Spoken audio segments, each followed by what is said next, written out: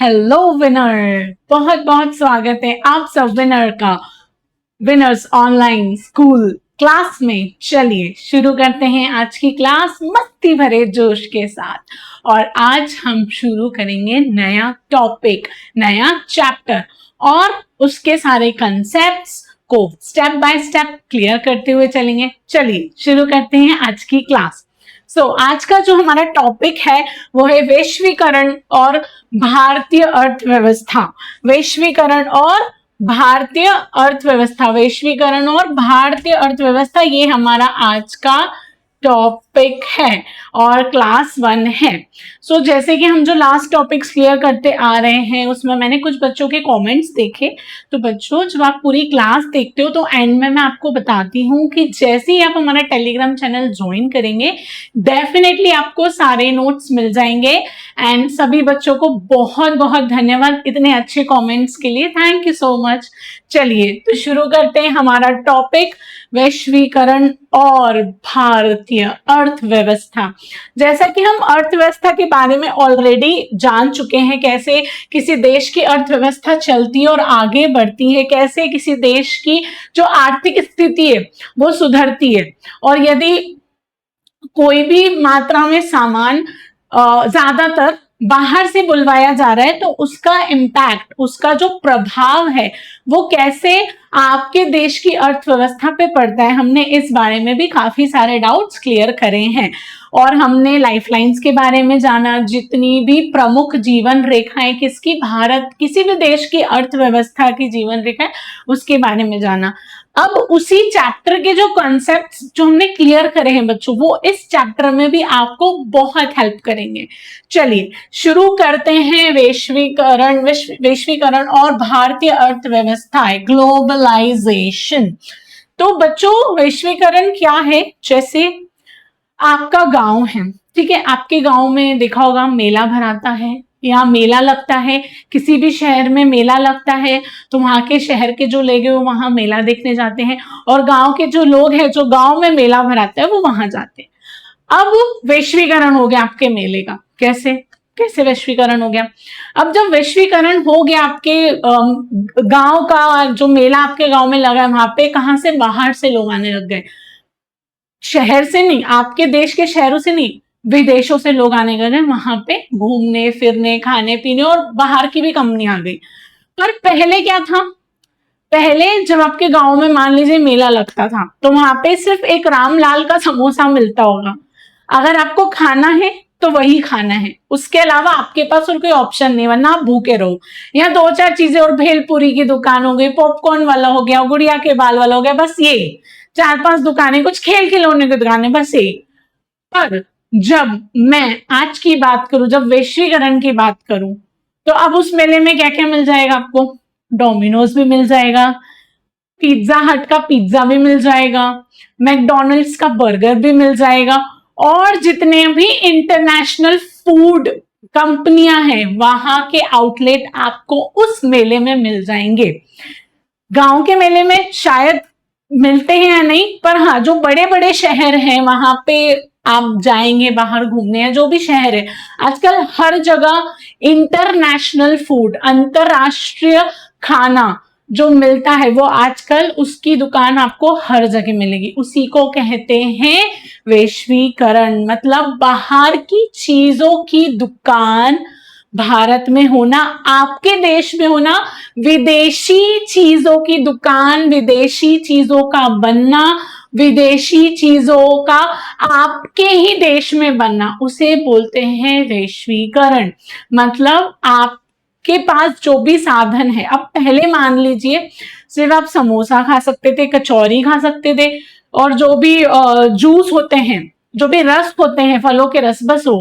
पर आजकल जैसे ही वैश्वीकरण हुआ, जब मनमोहन सिंह जी आए, उन्होंने वैश्वीकरण किया, उन्होंने बताया कि नहीं, बाहर की भी चीजें आएंगी, बाहर के भी लोग आएंगे और वो यहाँ आके व्यापार करेंगे। कहाँ? अपने देश में आके व्यापार करेंगे।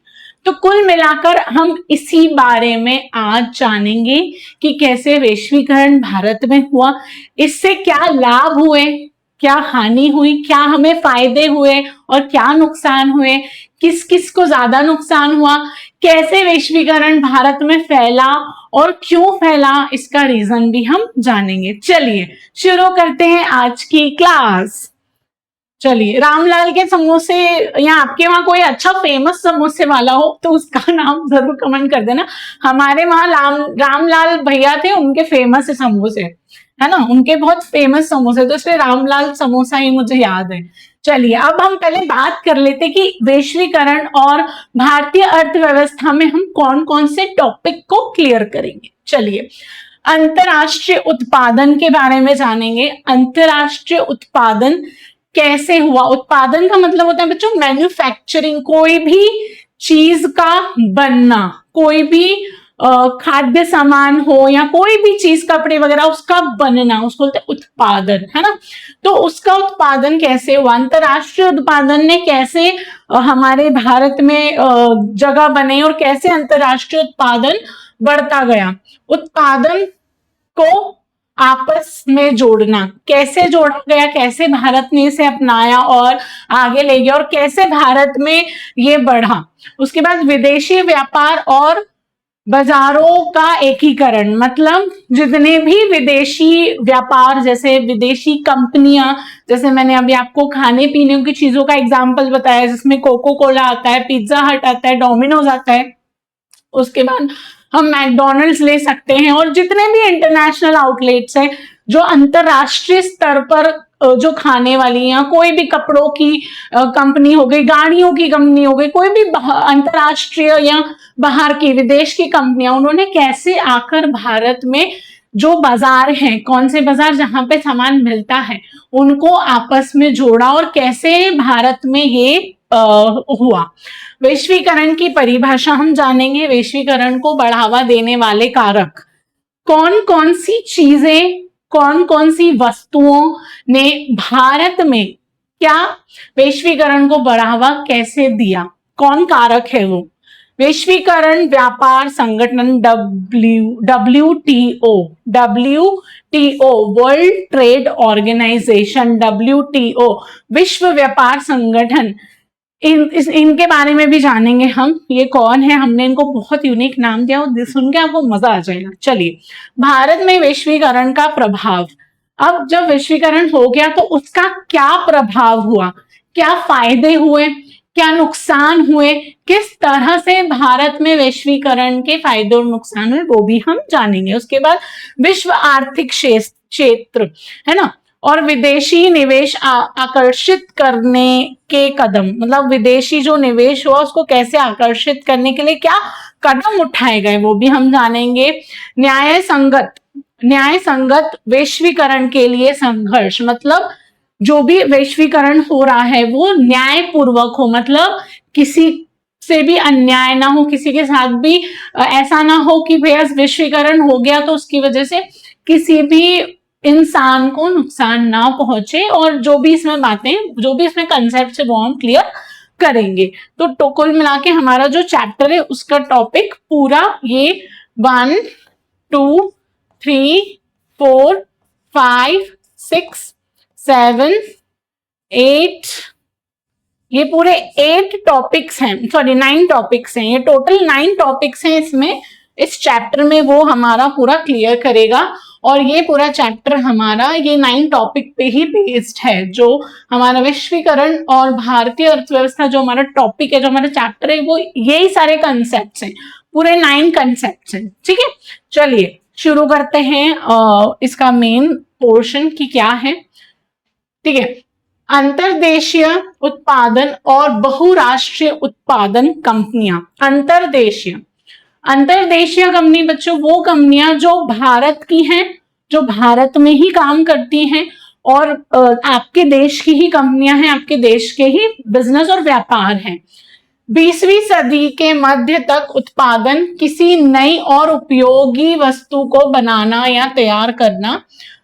देखिए, उत्पादन किसी भी नई, किसी भी उपयोगी, मतलब काम में आने वाली चीज, चाहे वो खाने की चीज हो, चाहे वो कपड़े हो, चाहे वो कोई मशीन हो, चाहे वो कोई आधुनिक गैजेट हो, कुछ भी हो, उसको बनाने की प्रक्रिया को, उसको तैयार करने की प्रक्रिया को बोलते हैं उत्पादन। क्या बोलते हैं? उत्पादन।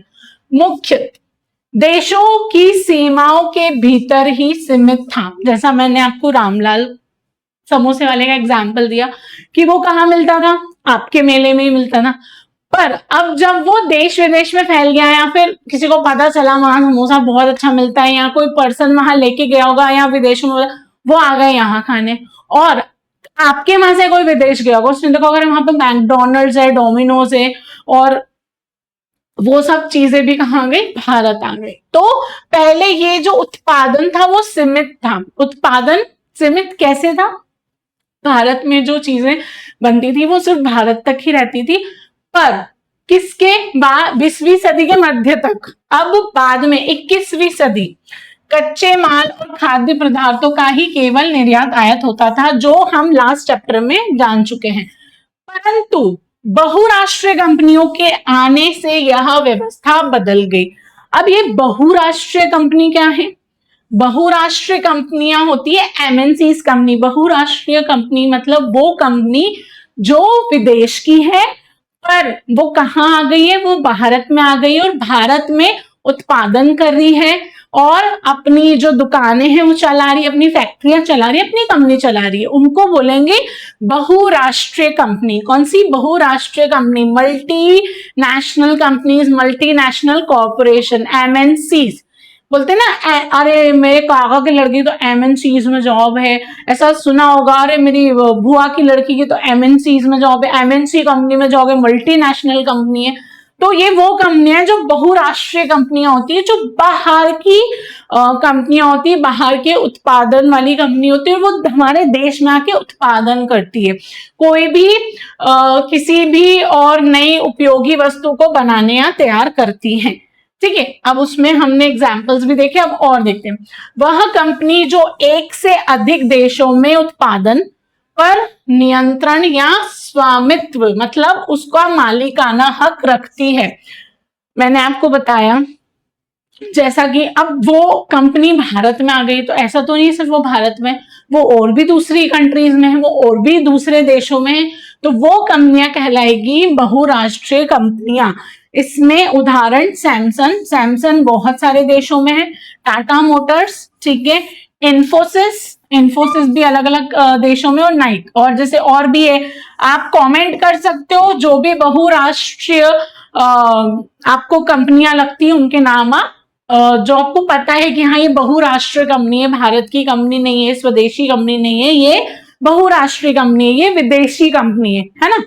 तो जब हम बात कर रहे हैं बहुराष्ट्रीय कंपनी, तो इसमें वह सारी कंपनी आएगी बच्चों जो एक देश में नहीं, जो हर देश में या एक से ज्यादा देश में, मतलब 2 से ज्यादा देश में जिनका उत्पादन चल रहा है, या जिनकी कंपनी है, या जिनकी दुकान है। ठीक है, अब बात करते हैं आगे। तो ये तो हमारा हो गया बहुराष्ट्रीय कंपनी, एमएनसीज कंपनी।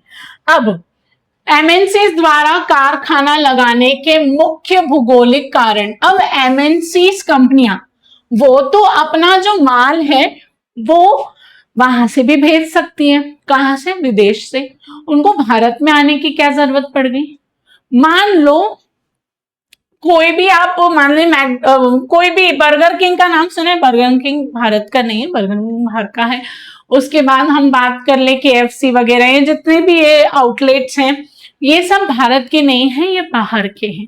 ठीक है, तो अब जब वो यहाँ क्यों आए? वो तो वहां से भी सामान को करके भेज सकते थे यहाँ पे, है ना, उनका आना जरूरी था, पर क्यों आए वो जानेंगे। उसका कारण ये था, अब जहां सस्ता श्रम, चीप लेबर, मतलब सबसे पहली बात कि अब आप यहाँ आ तो गए, पर आपको अपने काम को चलाने के लिए, अपनी कंपनी को चलाने के लिए लोग भी लगेंगे।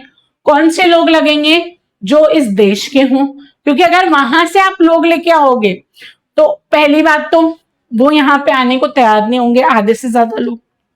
उसके बाद जो आने को तैयार होंगे उनका खर्चा उठाना पड़ेगा, दोगुना खर्चा। वहां की लाइफस्टाइल, वहां का तौर तरीका अलग है, यहाँ का तौर तरीका अलग है, बातचीत करने का तरीका अलग है, भाषा अलग है। तो जो भी लोग यहाँ आएंगे वो लेके, उन्हें पहले उनको भाषा सिखानी पड़ेगी, उसके लिए पैसा लगेगा। तो जितनी भी एमएनसीज कंपनी है उन्होंने दिमाग लगाया कि हम जहां सस्ता श्रम, जहां पे सस्ते कारीगर, सस्ते मजदूर मिलेंगे और कुशल कर्मचारी मिलेंगे। कुशल मतलब जो काम कर सके और अच्छे से काम कर सके, और बहुत सारे कर्मचारी। जैसे भारत और चीन, भारत और चीन में पॉपुलेशन ज्यादा है, जनगणना ज्यादा है, लोग ज्यादा है, और काम करने वाले भी ज्यादा हैं, और काम की कमी भी है। तो इस वजह से आसान हो जाता है ऐसे देशों में कंपनी खोलना, क्योंकि वहां पे आपको सस्ते मजदूर भी मिल जाएंगे और अच्छी मेहनत करने वाले मजदूर भी मिल जाएंगे, और उसके बाद कुशल कर्मचारी मिलेंगे। इसीलिए एमएनसी द्वारा कारखाना लगाने के मुख्य भौगोलिक कारण सबसे फर्स्ट आएगा जहां सस्ते मजदूर मिलते हैं, जहां उत्पादन के अन्य साधन, जहां उत्पादन, उत्पादन मतलब मैन्युफैक्चर, बनाने के लिए, है ना, बनाने के लिए साधन, साधन लगेगा। सबसे पहला बिजली, पानी, ये तो बेसिक है। उसके बाद उतनी जगह, जगह भी होनी चाहिए, जहां पे फैक्ट्री बनेगी या कंपनी आएगी तो उसके लिए उतनी जगह भी होनी चाहिए। उत्पादन के अन्य साधन जैसे कच्चा माल, पानी, बिजली, है ना, कच्चा माल जैसे, अब वो माल जो कच्चा माल, अब वहां से इतना सारा कच्चा माल लाना पैसा बहुत लगेगा, तो यहीं पे ही वो माल कच्चा मिल जाए, उसको हम बनाना बता दे, और कौन बनाए, मजदूर बनाए, फिर हम उसको बेचेंगे। तो ये पूरी प्रक्रिया के लिए जैसे कच्चा माल, पानी, बिजली आसानी से उपलब्ध हो वहां पे, ठीक है, वहां पे ही ये कंपनियां जाती है। जहां सरकारी नीतियां उनके व्यापार और हितों के अनुसार अनुकूल हो, या उनके अनुसार हो, अनुकूल हो, उनको सही लगती हो। मान लीजिए कोई देश है, वहां कोई भी दूसरा देश, भारत नहीं, कोई दूसरा देश, वहां पे अलाउड ही नहीं है, वहां पे बिल्कुल आपको इजाजत ही नहीं है कि आप बाहर का कुछ भी लेके आओ और वहां बेचो। जैसे मेले लगते हैं, मेले में पहले ही लोगों को दुकानें मिल जाती है कि यहाँ पे इसकी दुकान लगेगी, यहाँ पे इसकी दुकान लगेगी, यहाँ पे इसकी दुकान लगेगी, यहाँ पे ये। अब दुकानें मिल गई, उसके बाद कोई बाहर का अचानक आके वहां दुकान लगाएगा तो सब विरोध करेंगे ना, भैया पहले ही दुकानें हो चुकी है, तुम नई दुकान, और तुम बाहर के हो, तुम यहाँ आके क्यों दुकान लगा रहे हो। यहाँ तो कोई भी गांव है तो वहां के गांव वाले लगाएंगे ना, वहां के शहर वाले लगाएंगे, बाहर का शहर वाला आके नहीं लगा सकता। अगर ऐसा कानून वहां का हो तो कोई बाहर का वहां आएगा, नहीं आएगा। तो ये भी एक मेन रीजन है, मेन रीजन है किस चीज का, जहां सरकारी नीतियां, मतलब जो गवर्नमेंट पॉलिसी, जितनी भी सरकारियां नीति है वो किसके अनुकूल होनी चाहिए, जो कंपनियां आ रही हैं भारत में या किसी भी देश में, कि हाँ वो वहां आके व्यापार कर सकती है, और व्यापार का ये नियम होगा, और उनके अनुकूल होना चाहिए, उनको समझ में आना चाहिए कि हाँ ये नियम आसान है, ये नियम हम फॉलो कर सकते हैं, इस नियम को हम अच्छे से फॉलो कर सकते हैं। इसीलिए तो कुल मिलाकर बात यह है कि जहां सरकारी नीतियां उनके व्यापार और हितों के अनुकूल हो, मतलब जिन जो हित में हो, जो उनके हित में हो, अहित में नहीं, ठीक है। जैसे मैंने एग्जाम्पल दिया कि वहां पे अलाउड ही नहीं है, वहां पे परमिशन ही नहीं है कि कोई बाहर का व्यक्ति आके दुकान लगा दे, वहां पे परमिशन ही नहीं है तो नहीं लगा पाएगा। पर जहां पे परमिशन है और कुछ भी परमिशन है या और भी जो भी उनके हितों में है, तो कंपनी आएगी और वहां काम करेगी। ये मेन तीन, ये इंपॉर्टेंट है बच्चों, ये जरूर आता है ना। ये 2023-24 ये 2 मार्क्स में आता ही आता है ना, 2 मार्क्स में। तो ये प्रश्न एक आपके इंपॉर्टेंट पॉइंट्स है, ये आपको जरूर होने चाहिए, बहुत इजी है ना। भूगोलिक कारण। अब चलिए बात करते हैं नेक्स्ट। अब सबसे पहली बात, अब निवेश, ठीक है, और विदेशी निवेश। निवेश, इन्वेस्टमेंट, निवेश करना, भूमि, भवन, मशीन और अन्य उपकरणों को खरीदने के लिए खर्च की गई मुद्रा को निवेश कहते हैं। आपको कुछ आप पढ़ाई कर रहे हो, ठीक है, तो आप कैसे निवेश कर रहे हो? आप किताब कॉपी ला रहे हो, बैग ला रहे हो, है ना, स्कूल की फीस भर रहे हो, है ना, जहां कोई कोचिंग जा रहा है वो। अब जो विनर्स के साथ पढ़ रहा है उसका तो निवेश है ही नहीं, उसको सिर्फ यूट्यूब पे जाना है, फ्री ऑनलाइन क्लासेस देखनी है ना। अब उसके बाद तो ये सब क्या हुआ, आपकी पढ़ाई का निवेश हो गया। वैसे ही हर उत्पादन कंपनी को निवेश करना पड़ता है, पैसा लगाना पड़ता है, किस किस चीज में? जगह, वहां की जगह, वहां जहां पे सामान बनेगा वहां की सारी मशीनें खरीदनी पड़ेगी, वहां के लिए जितने भी मजदूर लगेंगे जो उस कंपनी में काम करेंगे उनको भी पैसा देना पड़ेगा, है ना, ज्यादा से ज्यादा लोग लगेंगे, ज्यादा से ज्यादा सामान लगेगा, है ना। तो निवेश, निवेश मतलब वो, चाहे वो भूमि में पैसे लगे, चाहे वो भवन चीजें बनाने में, कोई भी एक कमरा बनाने में, या कोई भी एक बड़ा सा कंपनी बनाने में, फैक्ट्री बनाने में, तो वो हो गया। मशीन लगेगी जो वहां पे काम करेगी। उसके बाद अन्य उपकरणों, जो भी सामान आप अपने व्यापार के लिए खरीद रहे हो वो क्या है? निवेश कहलाएगा, निवेश। अब विदेशी निवेश, फॉरेन ट्रेड, बहुराष्ट्रीय कंपनियां एमएनसी द्वारा किए गए निवेश को विदेशी निवेश कहते हैं। सीधी सी बात, आपने भारत में अपने व्यापार के लिए निवेश किया, मतलब इन्वेस्टमेंट किया, वो हो गया निवेश। एमएनसी कंपनी, बहुराष्ट्रीय कंपनी, जहां दूसरे देशों में गई या भारत में आई, वहां उन्होंने निवेश किया, इन्वेस्टमेंट किया, पैसा लगाया, वो कहलाएगा अंतरराष्ट्रीय, सॉरी, विदेशी निवेश। निवेश, विदेशी निवेश बहुत इजी सा है, निवेश विदेशी निवेश। जैसे मान लीजिए रामलाल के समूह से, रामलाल ने दुकान लगाई, उसने निवेश किया।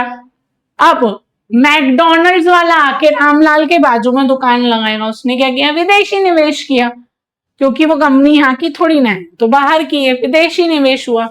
चलिए, अब एमएनसी, बहुराष्ट्रीय कंपनी द्वारा उत्पादन का प्रसार, उस उत्पादन का प्रसार, कैसे कंपनियां उत्पादन प्रसार करती हैं, कैसे वो उत्पादन करती हैं, ये अब हम जानेंगे। और कैसे उन्होंने जो उत्पादन है वो फैलाया, उसका प्रसार किया, कैसे? स्थानीय कंपनियों के साथ संयुक्त रूप से, जॉइंट वेंचर्स, संयुक्त रूप से मतलब मान लीजिए जो भी कंपनी है एमएनसी, जो भी बहुराष्ट्रीय कंपनी है, वो भारत में आई, उन्होंने देखा पहले कि यहाँ पे क्या क्या उनको जो चाहिए वो क्या क्या है, और जो नहीं है वो वहां से लेके आएंगे। खेती है, ठीक है। अब लेस, लेस भारत की कंपनी नहीं है, लेस की जो चिप्स खाते हैं ना वो भारत की नहीं है। अब वो लेस वाले ने क्या करा, वो आया, उसने देखा क्या है भारत में, आलू है, तेल है, ठीक है, जगह है, लोग है, आया, कंपनी डाली, सिखाया बनाना, उत्पादन और उसका प्रसार किया। अब आलू, आलू किन से ले होंगे? किसानों से, जो अच्छे किसान, जो अच्छे आलू उगाते होंगे उनसे आलू की बात कर ली कि आपके इतने आलू हमारे वहां पहुंच जाना चाहिए। अब देखा कि आलू बनाने के लिए मशीन लगेगी, वैसी कोई मशीन यहाँ बन सकती है, मशीन वाले से बात करी। ये मैं एक एग्जाम्पल बता रही हूँ, उसको बोला मशीन। तो यहाँ आके उन्होंने यही के लोगों से, स्थानीय कंपनियों के साथ संयुक्त रूप से वेंचर किया, मतलब उनको साथ में जोड़ा। वे स्थानीय कंपनियों के साथ मिलकर काम शुरू करती हैं। जो भी कंपनियां यहाँ पहले से, अब जो खेती कर रहा है या जो आलू बेच रहा है वो तो पहले से ही है, ऐसा तो नहीं वहां से आलू आए, नहीं, वो तो यहीं से ही आया, पर बनाने का जो तरीका है वो वहां से आया और नाम वहां का आ गया, ठीक है। अब जिससे स्थानीय कंपनी को अतिरिक्त धन और आधुनिक तकनीक मिलती है, जिससे उन्हें आधुनिक तकनीक भी है, यहाँ की तकनीक क्या है, यहाँ की और आधुनिक तकनीक, उसको साथ में ले लिया, ठीक है, कोई और अच्छी तकनीक आ गई यहीं पे, उसको मिला लिया। उसके बाद स्थानीय कंपनी और अतिरिक्त धन, अब उसको भी बोल दिया कि मैं तुझे इतना पैसा दे दूंगा, तो अब वहां से यदि वो आलू लाता तो ज्यादा पैसा लगता, अब यहीं की इधर भी बचत कर गई। अब जो स्थानीय है, जो यहीं पे व्यापार कर रहा है, उसे भी पैसा मिल गया, पर इनको अतिरिक्त धन और आधुनिक तकनीक मिलती है। स्थानीय कंपनियों को खरीदना, अब क्या हुआ, देखा कोई कंपनी बहुत अच्छी चल रही है, वो कंपनी खरीद ली, मतलब किसी का काम बहुत अच्छा चल रहा है, देख लिया अरे उसको पैसे की भी जरूरत है, वो काम पर काम अच्छा चल रहा है, पर उसको और थोड़ा दुगना दाम देके वो कंपनी हम खरीद लेते हैं। तो बहुराष्ट्रीय कंपनियां ऐसा भी करती है कि अरे उसकी कंपनी अच्छी चल रही है, या उसकी कोई सॉफ्टवेयर की कंपनी वो अच्छी चल रही है, वो खरीद लेते हैं भारतीय कोई। तो उससे क्या होता है, उन्हें फायदा होता है। अमीर एमएनसी सीधे स्थानीय छोटी कंपनियों को खरीदकर अपने उत्पादन का विस्तार करती हैं। जैसे अमेरिकी कंपनी कारगिल फूड्स ने भारतीय पारक फूड्स को खरीदा। ये दो कंपनियां हैं, आप इनके बारे में सर्च करोगे तो आपको आ जाएगा। भारत की कौन सी, पारक फूड्स को खरीदा था किसने, अमेरिकी कंपनी कारगिल फूड्स ने। क्यों खरीदा था, क्योंकि उसका उत्पादन अच्छा था, है ना, काम अच्छा था, ठीक है, जो भी उत्पादन वो कर रहे थे अच्छे से कर रहे थे। अब उन्हें देखा कि इनको दुगुना पैसे का हम खरीद लेते। अब जो भारत पारक फूड्स है उनने देखा कि मुझे तो अच्छा दाम मिल रहा है, तो उनने क्या करा, बेच दी कंपनी, और किसने खरीद ली, अमेरिकी कंपनी कारगिल फूड्स, जो एमएनसी कंपनी थी, जो बहुराष्ट्रीय कंपनी, जो बहुराष्ट्रीय कंपनी थी, और ये भारत की कंपनी थी, भारतीय पारक फूड्स। तो अमेरिकी कंपनी ने भारतीय कंपनी को खरीद लिया। क्यों खरीद लिया, अपने फायदे के लिए। और इनने क्या देखा, थोड़े वक्त का फायदा देखा, उनने लंबे समय का फायदा कि ये हमारा कौन बन जाएगा। अब मान लीजिए रामलाल के समोसे के साथ लग गया श्यामलाल का ठेला। अब श्यामलाल ने देखा कि यहाँ मेरा समोसा नहीं चलेगा, उसने रामलाल को बोला भाई तेरा जो भी दुकान है वो मुझे बेच दे, मैं तो को दुगुना पैसा दूंगा। अब रामलाल ने क्या सोचा, अरे यार श्यामलाल को बेच देता हूँ, अच्छा है मुझे तो मुनाफा मिल जाएगा। पर रामलाल ने आगे की नहीं सोची, श्यामलाल ने आगे की सोची कि अरे ये अगर मैं, हम दोनों ही समोसे बेच रहे हैं, अब इसका अच्छा समोसा है, लोग खरीदेंगे, मेरा चल नहीं पाएगा ज्यादा, और अगर मैंने इसका समोसा की दुकान खरीद ली तो वो तो अब लोग तो सिर्फ मेरे ही समोसा खाएंगे, क्योंकि उनके पास कोई ऑप्शन नहीं है ना। तो इस तरह से जो एमएनसी, जो बहुराष्ट्रीय कंपनी है, वो भारत की कंपनियां खरीद लेती है, भारत के जो छोटी कंपनियां हैं उनको खरीद लेती। बड़ी कंपनियों की बात नहीं कर रही हूं मैं, छोटी कंपनियां जिनको वो खरीद सकती हैं, सॉरी, छोटे उत्पादकों को ऑर्डर देना। जैसे मैंने आलू का एग्जाम्पल दिया, जैसे वस्त्र, जूते और खेल के सामान, कोई भी सामान यदि जो भी बहुराष्ट्रीय कंपनियां, उन्होंने देखा भारत में आके अरे यार ये सामान इनका अच्छा है, अपन इनसे ये सामान लेंगे और दाम अपना लगाएंगे, है ना। अब कोई भी कंपनी आप ले लो तो उसमें क्या होगा, जैसे कपड़ों की कंपनी बनाई किसी और ने, पर जो बहुराष्ट्रीय कंपनी है उनने अपना टैग लगा दिया, है ना। आप कपड़े खरीदते हो कभी कभी पीछे लिखा था made in India, made in China, है ना, made in India, made in China, made in foreign, ऐसा लिखा होता है। तो बनती तो वो यहीं पे ही है, पर क्या लगा देते, नाम लगा देते, टैग लगा देते। क्यों लगा देते, क्योंकि वो उन्हें ज्यादा मुनाफा देता है, वहां से आता, बुलवाते, वहां बनता, फिर वहां के पैसा, तो यहीं से ही बनवा के और अपना बस नाम लगा दिया, और उन जो भी वो बना रहा है, जो भी वो उत्पादन कर रहा है, उस व्यक्ति को बोल दिया कि अब से तू जो भी बनाएगा वो सिर्फ मुझे बेचेगा।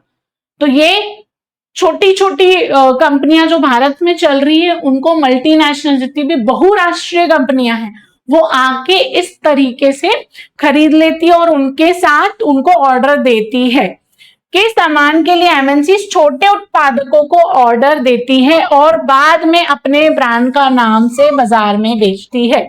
जो भी उत्पादन कर रहा है, चाहे वो कोई कपड़े बना रहे हैं, चाहे वो खिलौने बना रहे हैं, है ना, प्लास्टिक के खिलौने हो गए, लकड़ी के खिलौने हो गए, मिट्टी के खिलौने हो गए, या कोई भी अन्य सामान हो गया, खाद्य सामान हो गया, कोई यहाँ पे बनवा रहे हैं, बनवाने के लिए कॉन्ट्रैक्ट दे दिया, भैया बनाना तुम्हें है पर बेचना मुझे है, और उसके बाद मुझे देने के बाद मैं क्या करूंगा, उस पे अपना जो बहुराष्ट्रीय कंपनी है वो क्या करेगी, अपना नाम लगा के आगे बेचेगी। मतलब दुगुना मुनाफा, ना बनाने में पैसा लगा, हाँ बनवाई का पैसा लगा, पर वो कम दाम में ही मिलता है उन्हें, क्योंकि उसका कोई नाम नहीं होता, और ये अपना नाम लगा के डबल पैसों में बेचते हैं, तो मुनाफा ही मुनाफा, मनी मनी मनी। तो इस तरह से जो बहुराष्ट्रीय कंपनी द्वारा उत्पादन का प्रसार किया जाता है। इस तरह से जो बहुराष्ट्रीय कंपनियां वो धीरे धीरे फैलती जाती हैं किसी भी देश में। चलिए, विदेशी व्यापार और बाजारों का एकीकरण, मतलब जो विदेशी व्यापार, जो भी विदेशी व्यापार हैं और जो भी बाजार है, बाजार किनको, मतलब जो हमारे भारत के छोटे छोटे बाजार, जो भारत में ऑलरेडी व्यापार चल रहे, जो भारत का ही व्यापार है, जो भारतीय लोगों का व्यापार है, उनका जुड़ाव, उनका एकीकरण कैसे हुआ।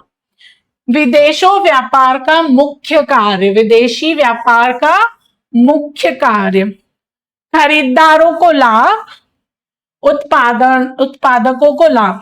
जैसे क्या हुआ, अब मैंने जैसे आपको एग्जाम्पल बताया कि वो आए, उन्होंने देखा यहाँ पे क्या क्या अवेलेबल है, क्या क्या चीजें यहाँ पे है, उस अकॉर्डिंग हम हमारा काम शुरू करेंगे। अब देख ले, यहाँ पे बनाने वाला भी है, जो बना के देगा वो भी है, वो हमें बेचेगा, तो उससे किसको लाभ हुआ, उत्पादकों को लाभ हुआ, क्योंकि वो बना कर दे रहे हैं। घरेलू बाजार से बाहर सामान बेचने का मौका। अब जब बात की जाए कि जब वो यहाँ आके अपनी चीजें चला सकते हैं तो हम क्यों नहीं वहां जा सकते, तो काफी सारी ऐसे चीजें जैसे भारत के कपड़े, भारत के खाद्य सामान है ना, जो भी मसाले वगैरह हैं, जो भी भारत के अच्छी सब्जियां ताजी, जो भी, वो तो जाती थी। अब उसके बाद यहाँ की मशीनें जाने लग गई, सॉफ्टवेयर जाने लग गए, उसके बाद भारत ने काफी सारी ऐसी चीजें जो वहां भेजी। अब उससे क्या हुआ, अब जैसे कई बार ऐसा होता है, जैसे बहुत सारे लोग तो आजकल सोशल मीडिया, मतलब इंटरनेट के थ्रू बिजनेस करते हैं, इंटरनेट के जरिए से अपना व्यापार चलाते हैं, तो वो कुछ भी अच्छा बनाते हैं, कुछ भी ऐसी चीजें थी, चाहे वो कपड़े हो, चाहे वो मशीन हो, चाहे वो कुछ और पेंटिंग वगैरह हो, कोई आर्ट हो, तो वो कहाँ, वो फोटो खींचते हैं, वो इंटरनेट पे डालते हैं और वहां तक वायरल हो जाता है। अब जिस भी इंसान को अच्छा लगता है, जो भी, वो डायरेक्ट कांटेक्ट करके वो सामान ले जाता है या यहाँ से भिजवा दिया जाता है। और फिर यहाँ की भी काफी सारी जैसे जो फेमस चीजें हैं वो वहां तक पहुंच गई हैं, जो लोगों को यहाँ की अच्छी लगी है। तो घरेलू बाजार से बाहर सामान बेचने का मौका, ये किसके लिए, उत्पादकों के लिए, जो खुद से सामान बनाते हैं। दुनिया भर के उत्पादकों से प्रतिस्पर्धा, जाहिर सी बात है, रामलाल और श्यामलाल को ही देख लो, रामलाल के समोसे ऐसे, श्यामलाल के समोसे ऐसे। अब जैसे कहीं भी आप जाते हो, वहां पे अलग अलग अलग अलग दुकानें रहती, तो वहां पे आप देखते हो, जाते हो, अरे नहीं यार इसकी कचौरी अच्छी, नहीं नहीं इसके यहाँ का डोसा अच्छा है, अरे नहीं नहीं इसके यहाँ के कपड़े अच्छे, अरे नहीं नहीं इसके यहाँ का माल अच्छा है, अरे इसके यहाँ से कुछ भी ले लो सब अच्छा मिलता है। तो इस तरह से जैसे बाजारों में स्पर्धा बनी, वैसे ही ये प्रतिस्पर्धा किस लेवल पे चलेगी, अंतरराष्ट्रीय लेवल पे, और इससे विदेशों में व्यापार करने का एक मौका मिला। ठीक है, अब खरीदारों को लाभ, विभिन्न प्रकार की वस्तुओं के विकल्प, बेहतर गुणवत्ता और कम दाम। लोगों को दिमाग आया, नहीं बहुत सारी चीजें अब आ जाए। पहले ऐसा होता था कि पहले एक ही पेंसिल चलती थी, नटराज, फिर धीरे से आ गई अप्सरा, फिर आ गई डोम्स, ऐसे धीरे धीरे करके अलग अलग पेंसिल की कंपनी आ गई। तो अब आप पेंसिल लेने जाते हो और 10-12 कंपनियां, शॉप दुकान वाला पूछता भाई कौन सी कंपनी की पेन है ना, पेन भी अलग अलग कंपनियों के आने लग गए। तो इंसान के पास विकल्प ज्यादा हो गए। पहले विकल्प एक ही था, जैसे वो गांव वाला एग्जाम्पल, क्या हमें गांव में मेला लगा है, सिर्फ रामलाल के समोसे हैं, वही खा सकते हो, खाना है तो खाओ ना भूखे रहो। पर अब कैसा है, सब चीजें, पिज्जा है, बर्गर, हर चीज मिलेगी आपको। अब पहले ऐसा तो कपड़े में लिमिटेड ऑप्शन, अब बाजार में जो हर जगह अलग अलग ऑप्शंस, अलग अलग विकल्प। तो उससे क्या हुआ, खरीदार जो खरीदते हैं, अब उत्पादकों को तो फायदा मिल ही रहा है क्योंकि उनका व्यापार बढ़ रहा है ना, और उनको प्रतिस्पर्धा मिल रही है कि हाँ हमें और क्या अच्छा करने से लाभ मिलेगा और सामने वाले की बिक्री कम होगी और हमारी बिक्री ज्यादा होगी। अब खरीदारों को लाभ, विकल्प बहुत सारे मिल गए, है ना, और उसके बाद क्वालिटी, मतलब जो भी चीज वो खरीद रहे हैं उसमें गुणवत्ता चीज है ना, कि उसमें वो इतनी गुणवत्ता है या नहीं है, वो भी वो पता लगा लेता है। चलिए, टीचर, एनी डाउट्स? ये हर बच्चे की सिचुएशन हो जाती है क्लास में। कैसे? टीचर ने कुछ समझाया, पूछा बच्चों कोई तुम्हें डाउट है, कुछ समझ में नहीं आया तो पूछ सकते हो। पूरी क्लास नो, कोई भी डाउट नहीं है, कुछ भी नहीं पूछना है। फिर क्या होता है जब बच्चा जाता है एग्जाम देने? क्या हुआ? ये क्या है, ये भी नहीं पढ़ा था, ये कहां से आ गया, अब क्या होगा? अरे सब डाउट्स ही डाउट्स हैं, क्योंकि क्लास में नहीं पूछा। डाउट तो था, पर समझ में आएगा तो डाउट होगा ना, जब समझ में ही नहीं आएगा तो डाउट तो हो ही गई नहीं। तो जब ऐसी सिचुएशन हो जाती है, पर जब आप विनर्स ऑनलाइन स्कूल की क्लास अटेंड करते हैं, आपको समझ में आता है और डाउट्स भी आते हैं, तो आप जरूर कमेंट करिए, बिल्कुल पूछिए, आपको जरूर रिवर्ट मिलेगा। जो भी डाउट हो किसी भी कंसेप्ट को लेके, किसी भी टॉपिक को लेके, आप तुरंत कमेंट करो, बाद में देख के आपको उसका रिप्लाई जरूर मिलेगा, तो आपका डाउट भी क्लियर हो जाएगा। और जब आप एग्जाम में बैठोगे तो आप बोलोगे अरे कोई भी डाउट नहीं है, सारे आंसर्स मेरे को आते हैं और मैं लिख रहा हूं और लिख रही हूं, है ना। तो ऐसा होता है, जनरली होता है, सभी बच्चों के साथ होता है। चलिए, अब वैश्वीकरण क्या है? जैसा मैंने आपको ऑलरेडी बता दिया है कि राष्ट्रीय स्तर पर, अंतरराष्ट्रीय स्तर पर कंपनियों का आना, जितनी भी बहु राष्ट्रीय कंपनियां हैं वो आती हैं और अपना जो भी उत्पादन है वो यहाँ करती हैं, करवाती हैं, और उसके बाद दूसरे जितने भी छोटे छोटे कंपनियां हैं उन्हें भी काम मिलता है। अब वैश्वीकरण क्या है? विभिन्न देशों के बीच आर्थिक, सामाजिक और सांस्कृतिक रूप से बहुत तेज जुड़ाव या एकीकरण की प्रक्रिया को वैश्वीकरण कहते हैं। इसमें एमएनसीज मतलब बहुराष्ट्रीय कंपनियां मुख्य भूमिका निभाती हैं। विभिन्न देशों के बीच आर्थिक, सांस्कृतिक, बिल्कुल एकीकरण होता है। आर्थिक कैसे? यहाँ वो लोग आए, बिजनेस किया, लोगों को बिजनेस दिया, आर्थिक। सांस्कृतिक कैसे? वहां की चीजें भी लेके आए, वहां की संस्कृति से जुड़े। अब यहाँ से भी कुछ लोग वहां गए, वहां कंपनी वगैरह, यहाँ जो भी अपना उत्पादन किया वहां पे, तो उससे यहाँ की संस्कृति वहां पहुंची और वहां की संस्कृति यहाँ आई। पहले लोग धोती कुर्ता ज्यादा पहनते थे, सलवार सूट, आजकल जीन्स टॉप पैंट शर्ट, है ना। पहले लोगों को पता ही नहीं था, पहले धोती कुर्ता पहनते थे, क्योंकि वो यहाँ का वेशभूषा नहीं थी, वो बाहर की वेशभूषा थी। पर अब जब भारत में वो चीज मिलने लगी तो भारत की वेशभूषा भी बदल गई और लोगों में सांस्कृतिक विभिन्न तरह के सांस्कृतिक जुड़ाव भी हुआ और एकीकरण भी हुआ। इसको ही कहते हैं वैश्वीकरण, जैसा मैंने आपको मेले वाला एग्जाम्पल बताया था।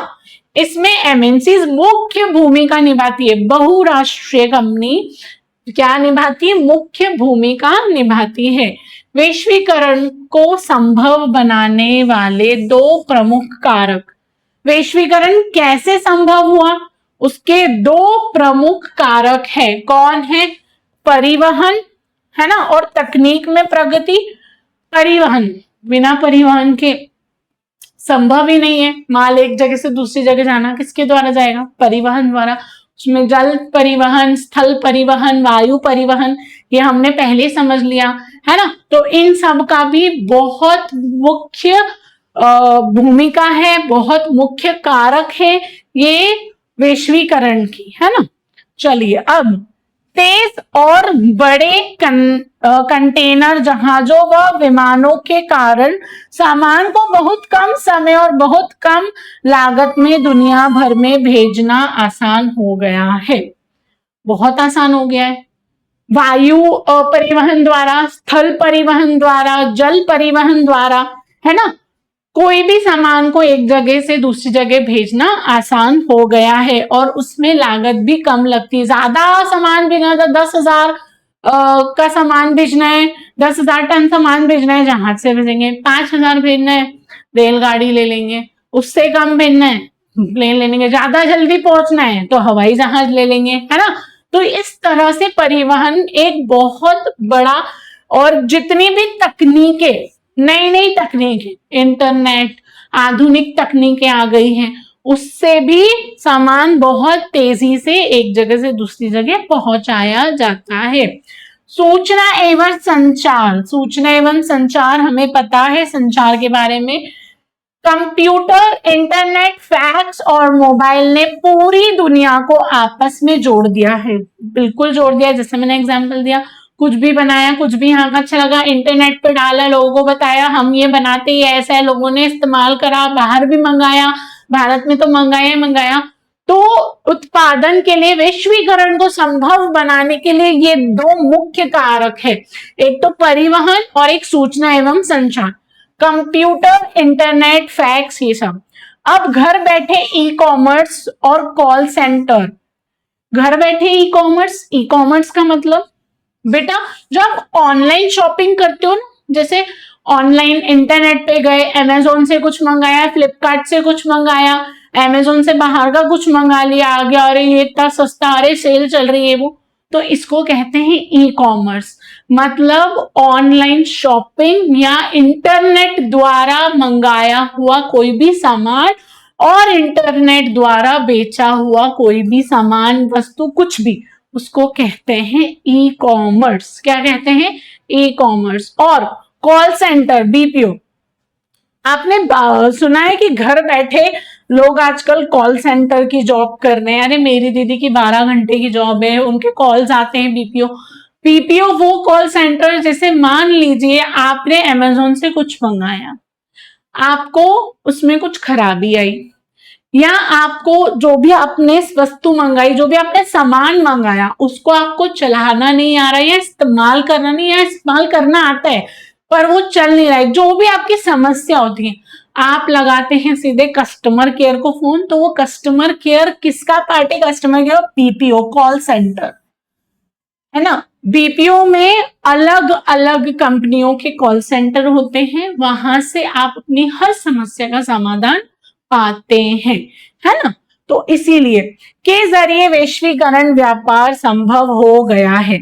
आपको कुछ मंगाना है कॉल द्वारा, आपको लग रहा है कोई चीज, अब आपने इंटरनेट पे तो देख ली पर वो अवेलेबल नहीं है, वो है ही नहीं, वो खत्म हो गई, तो आप कैसे पता करोगे? आप कॉल सेंटर पे कॉल करोगे, भैया ये कब तक मिल जाएगा, कब तक हो जाएगा, कुछ आपको पता है? तो ये सारा काम कौन देखता है? कॉल सेंटर, मतलब बीपीओ। जितनी भी बीपीओ कंपनी, कॉल सेंटर, इसके लिए अलग से कंपनियां बनाई गई है ना। किससे बात करने के लिए? कस्टमर, जो भी उपभोक्ता है उन लोगों से। कस्टमर को बोलते हैं उपभोक्ता, जो भी वो सामान इस्तेमाल कर रहे हैं, चाहे वो कोई मशीन हो, चाहे वो कोई खाद्य सामान हो, चाहे वो कोई कपड़े हो, है ना, कुछ भी हो। चलिए हम आगे बात करते हैं। तो ये मेन दो मुख्य प्रमुख कारक हैं किसके? वैश्वीकरण के। अब उदारीकरण, लिबरलाइजेशन, व्यापार अवरोधक, ट्रेड बैरियर्स। अब सरकार द्वारा विदेशी व्यापार को रोकने या नियमित करने के लिए लगाए गए प्रबंधों को व्यापार अवरोधक कहते हैं, जैसे आयात पर टैक्स या कोटा। अब देखिए, चलिए, व्यापार अवरोधक, बहुराष्ट्रीय कंपनियां आई, उन्होंने काम करा, पर जब वो काम कर रही हैं या कोई भी उत्पादन कर रही हैं या करवा रही हैं, उस दौरान उन्हें कुछ चीजों का ध्यान रखना होता है, जिन्हें कहते हैं व्यापार अवरोधक। व्यापार अवरोधक। अब क्या हुआ? सरकार द्वारा विदेशी व्यापार को रोकने या नियमित करने के लिए, अब सीधी सी बात, आयात निर्यात का कंसेप्ट समझते हैं। क्या होगा यदि सारी ही भारत में बहुराष्ट्रीय कंपनियां आ जाएंगी और एक भी राष्ट्रीय कंपनी नहीं बचेगी, तो किसको ज्यादा फायदा होगा और किसको ज्यादा नुकसान होगा? जाहिर सी बात है, विदेश को ज्यादा फायदा होगा, भारत को क्या होगा? आपके स्वदेश को क्या होगा? नुकसान होगा, क्योंकि सारी कंपनियां कितनी, कौन सी है, कहाँ की है? विदेशी कंपनियां हैं, और वो ज्यादा से ज्यादा यहाँ पे कमा रही हैं, और वो ज्यादा से ज्यादा कमा के कहाँ जा रहे हैं? विदेश जा रहे हैं, क्योंकि अब जो व्यक्ति आया, उसने कंपनी लगाई, कंपनी लगा के छोड़ दी, लोगों को काम करवा दिया, लोगों को बता दिया ऐसे ऐसे करना, और फिर वो वापस वहां चला गया, वहां बैठ के पूरा देख रहा है कि कैसे क्या काम चल रहा है और अपने पैसों पे मस्त एंजॉय कर रहा है। उसकी वजह से क्या हुआ? लाभ तो उसे हुआ, ठीक है, वो टैक्स दे रहा है, चलेगा, पर ज्यादा से ज्यादा कितना टैक्स? तो ऐसी कुछ चीजें, ऐसे कुछ उनपे ऐसे रूल्स लागू करे गए हैं जिसको बोलते हैं व्यापार अवरोधक, जिससे विदेशी व्यापार को रोकना या उसको नियमित करने के लिए ये सारे लगाए गए प्रतिबंध हैं कि उनको कहते हैं अवरोधक। प्रतिबंधों को व्यापार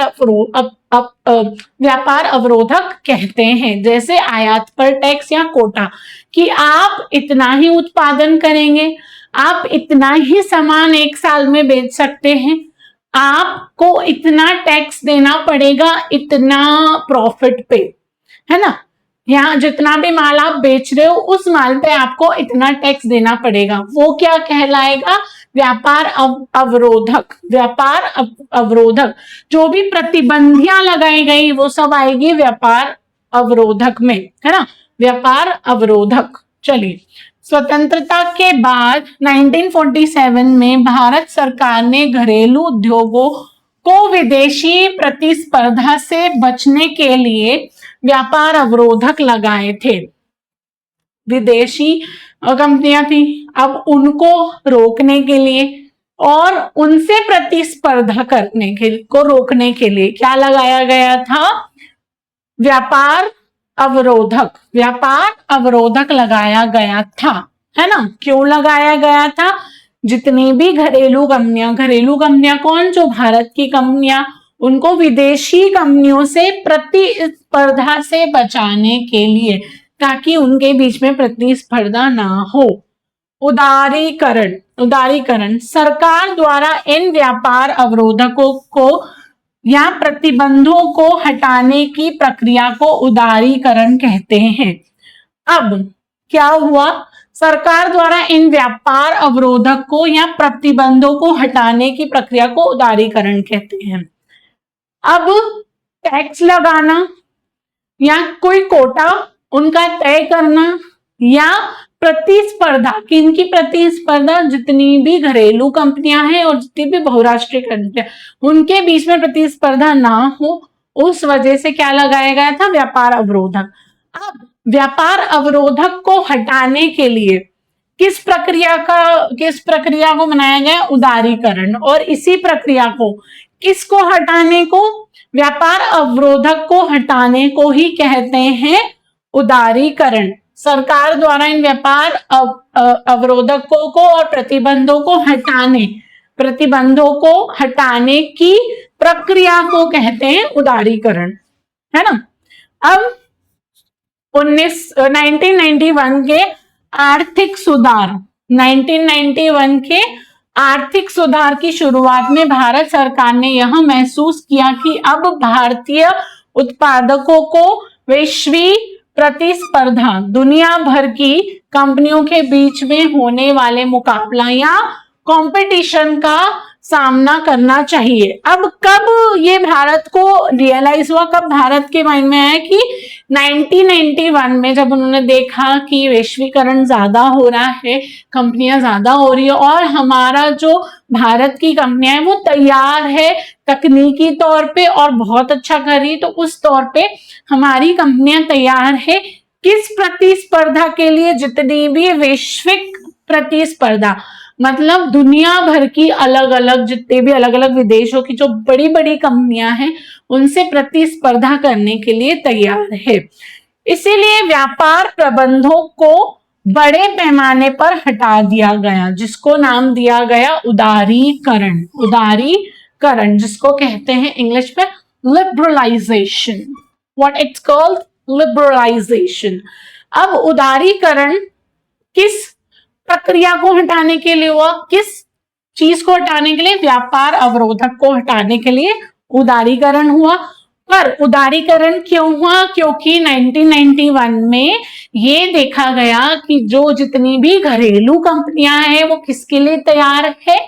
अंतरराष्ट्रीय स्तर पर वैश्विक प्रतिस्पर्धा के लिए, मतलब दुनिया भर की जितनी भी तमाम कंपनियां हैं उसके प्रतिस्पर्धा के लिए तैयार है, उनसे प्रतिस्पर्धा के लिए तैयार है। इसलिए प्रबंधकों को बड़े पैमाने पर हटाया गया। जितने भी प्रतिबंधों थे उनको हटाया गया, जितने भी व्यापार अवरोधक थे उन्हें हटाया गया। चलिए बात करते हैं नेक्स्ट, विशेष आर्थिक क्षेत्र, विशेष आर्थिक क्षेत्र से स्पेशल इकोनॉमिक जोन, विशेष आर्थिक क्षेत्र। अब विशेष आर्थिक क्षेत्र क्या है वो जानते हैं। केंद्र और राज्य सरकारों द्वारा विदेशी कंपनियों को भारत में निवेश के लिए आकर्षित करने के लिए विश्व स्तरीय सुविधाओं यानी बिजली, पानी, सड़क, मनोरंजन वाले औद्योगिक क्षेत्र बनाए गए।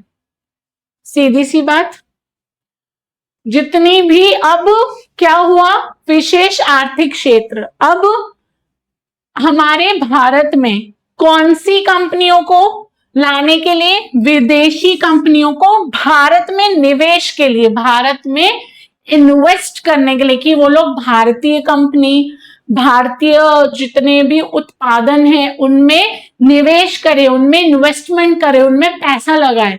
उसके लिए क्या किया, केंद्र और राज्य सरकारों द्वारा क्या किए गए, आकर्षित करने के लिए विश्व स्तरीय सुविधाओं जैसे बिजली, पानी, सड़कें, मनोरंजन वाले औद्योगिक क्षेत्र बनाए गए, कि इधर हम उद्योग करेंगे, उधर हम औद्योगिक क्षेत्र बना रहे हैं, या वहां पे जैसे आप पानी के आसपास औद्योगिक क्षेत्र बना सकते हैं, आपको हम सड़कें देंगे, हम मनोरंजन के लिए चीजें। तो इस चीज को बढ़ावा देने के लिए, किसको, विदेशी कंपनियों के निवेश को बढ़ावा देने के लिए ये कदम उठाया गया। किसके द्वारा, केंद्र और राज्य सरकारों द्वारा।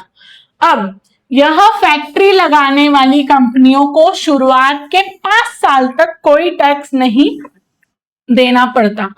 अब क्या किया, एक और उस पे जैसे बोलते ना ऑफर, जैसे आप कहीं भी शॉपिंग करने जाते हो तो समर ऑफर चलता है, गर्मियों में ऑफर आ गया, या ठंड का ऑफर आ गया, या बारिश के लिए ऑफर आ गया, ऐसे था ना, एक के साथ एक फ्री, 10% फ्री, 5% फ्री, 50% फ्री, है ना, 50% की छूट, 90% की छूट। वैसे 90% की मिलती नहीं, ऑनलाइन वगैरह में फिर भी मिल जाती है, वो उनकी एक क्या बोलते चाल होती है। तो इस तरह से लोगों को ऑफर दिया जाता है। तो वैसे ही क्या किया गया, केंद्र और राज्य सरकार द्वारा यहाँ फैसला लिया गया कि यहाँ फैक्ट्रियां लगाने वाली कंपनियों को, जो भी बहुराष्ट्रीय कंपनियां हैं, वो यदि भारत में कंपनी लगाएगी तो उन्हें कौन सा ऑफर दिया जाएगा, उन्हें ये ऑफर दिया जाएगा कि 5 साल तक कोई टैक्स नहीं देना पड़ेगा। साथ ही श्रम कानूनों में थोड़ी ढील दी गई। श्रम कानून क्या है, कैसे हैं, अब हम वो जानेंगे हमारी अगली क्लास में। चलिए आज हमने हमारा नया चैप्टर शुरू करा, उसके थोड़े बहुत कंसेप्ट क्लियर करे हमने। अब कल हम नए कंसेप्ट क्लियर करेंगे हमारी अगली क्लास में।